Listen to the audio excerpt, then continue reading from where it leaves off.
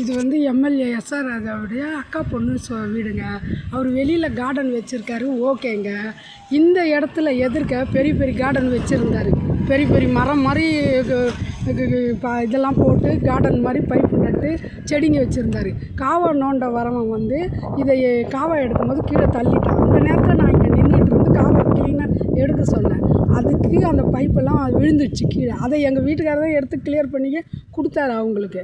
ஆனால் அவங்க அந்த நன்றி கூட இல்லாமல் நான் இப்போ ரோட்டில் நடந்து போகும்போது என்ன அந்த ஆள் வந்து ரொம்ப மோசமாக பேசுகிறாரு.